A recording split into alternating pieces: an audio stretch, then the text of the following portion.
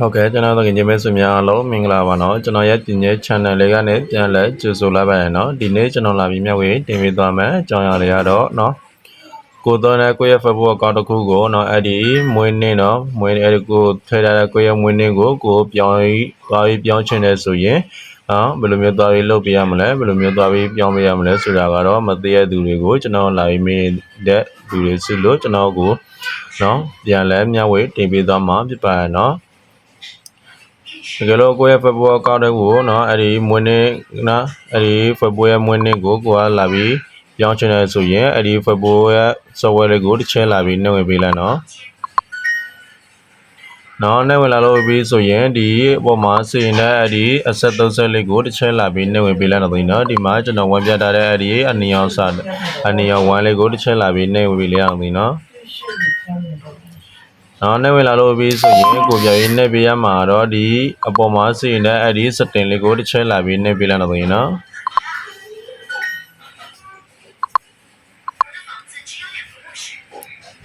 ာ်နှိပ်ဝင်လာလို့ပြီးဆိုရင်တော့ပြရေးနှိပ်ပေးရမှာတော့အဲ့ဒီ Simo in account creator ကိုတစ်ချက်လာပြီးနှိပ်ပေးလိုက်တော့နော်နှိပ်လာလို့ပြီးဆိုရင်သူကဒီလိုမျိုးပေါ်လာမှာဖြစ်ပါတယ်ဒီလိုမျိုးပေါ်လာလို့ပြီးဆိုရင်ပုံမှန်နဲ့ဆွဲတင်ပေးလိုက်နော်ဆွဲတင်လာလို့ပြီးဆိုရင်တော့ကိုပြရေးနှိပ်ပေးရမှာတော့ဒီနေရာလေးပဲဖြစ်ပါတယ်ဒီမှာကျွန်တော်ပြထားတဲ့အဲဒီစာလေးတစ်ကြောင်းကိုတစ်ချက်လာပြီးနှိပ်ပေးလိုက်တော့နော်ပြီးတော့ဆိုရင်ဒီမှာကိုရဲ့မွေးနေ့ကိုကပြန်ပြီးမြင်တွေ့လာတာဖြစ်ပါတယ်နော်အဲ့ဒီမွေးနေ့ကိုတစ်ချက်လာပြီးနှိပ်ပေးလိုက်တော့နော်ဒီနေရာမှာဆိုရင်တော့ဒီမှာကျွန်တော်ဝင်ပြထားတဲ့အဲ့ဒီနေရာလေးကိုတစ်ချက်လာပြီးနှိပ်ပေးလိုက်တော့နော်နှိပ်ဝင်လာလို့ပြီးဆိုရင်သူကကိုအရင်ကထည့်ထားတဲ့ကိုရဲ့မွေးနေ့ကိုဒီနေရာလေးမှာပေါ်လာပါဖြစ်ပါတယ်နော်တကယ်လို့ကျွန်တော်တကယ်ချင်းမဆွေရကိုရဲ့မွေးနေ့ကိုသွားပြီးပြောင်းချင်တယ်ဆိုရင်အသေးပြောင်းချင်တယ်ဆိုရင်ဒီဗီယာတာရဲ့အဲ့ဒီအပြောင်းစာလေးကိုတစ်ချက်လာပြီးနှိပ်ပေးလိုက်နော်ဒီနေရာမှာဒီမှာကျွန်တော်များပြထားတဲ့အဲ့ဒီနေရာလေးကိုတစ်ချက်လာပြီးနှိပ်ပေးလိုက်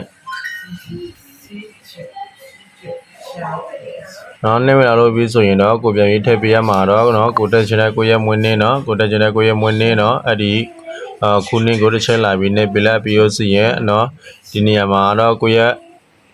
လအဲ့ဒီလကိုလာပြီးရွေးချယ်ပေးရမှာဖြစ်ပါတယ်ပြီးလို့ဆိုရင်ဒီနေရာမှာတော့အဲ့ဒီရက်စွဲကိုလာပြီးရွေးချယ်ပေးရမှာဖြစ်ပါတယ်အဲ့ဒီသုံးခုကိုလာပြီးရွေးချယ်ပေးလိုက်ဒီမှာကျွန်တော်ပြထားတဲ့အဲ့ဒီသုံးခုကိုတစ်ချက်လာပြီးရွေးချယ်ပေးလိုက်ရွေးချယ်လာလို့ပြီးဆိုရင်ဒီနေရာမှာတော့ဒီတိုင်းပဲထားရမှာဖြစ်ပါတယ်အဲ့ဒီနေရာမှာတော့အဲ့ဒီတိုင်းပဲထားပေးလိုက်ပြီးလို့ဆိုရင်ဒီအောက်မှာစီမှာတော့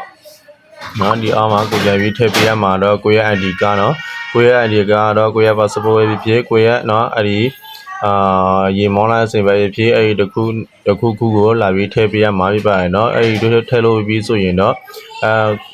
ကိုပြန်ပြီးနှိပ်ပေးရမှာတော့ဒီအောက်မှာစီရင်တဲ့အဲ့ဒီစိတ်အပြိုင်အောင်စာတန်းလေးကိုတစ်ချက်လာပြီးနှိပ်ပေးလိုက်မယ်ဆိုရင်တော့အဲ့ဒါရသွားပါပြီကျွန်တော်ကတော့လာပြီးပြပေးသွားတာဖြစ်ပါတယ်ကျွန်တော်ကတော့မလဲတော့ပါဘူးတကယ်လို့ကျွန်တော်တကယ်ညီမဆွေကအဲ့ဒီမွေးနေ့တွေကိုသွားပြီးလက်ချင်နေဆိုရင်တော့ဒီနီလာလေးကိုလာပြီးတော့ပြုပေးကြပါလို့ကျွန်တော်ပြောချင်ပါတယ်ကျွန်တော်တကယ်ညီမဆွေကဒီနီလာလေးကိုမဆွေတို့အတွက်အကျိုးစီးခဲ့မယ်ဆိုရင်ကျွန်တော်ရဲ့ဗီဒီယိုဖိုင်လေးကိုလည်းလိုက်ရင်ဆက်လုပ်ပေးကြပါဦးလို့ကျွန်တော်တောင်းဆိုချင်ပါတယ်ပြီးလို့ဆိုရင်ကျွန်တော်ရဲ့ channel လေးကိုလည်းsubscribe လုပ်ပေးကြပါဦးလို့ကျွန်တော်တိုက်တွန်းချင်ပါတယ်အားလုံးပဲအဆင်ပြေကြပါစေနောက်လာမယ့်ဗီဒီယိုဖိုင်လေးကိုလည်းဆောင်ရွက်ပေးကြပါဦးလို့ကျွန်တော်တိုက်တွန်းချင်ပါတယ်မသိနာမလဲလားစီးခဲ့မယ်ဆိုရင်ကျွန်တော်ဗီဒီယိုအောက်မှာလာပြီးရေးပေးကြပါလို့ကျွန်တော်ပြောချင်ပါတယ်အားလုံးပဲအဆင်ပြေကြပါစေလို့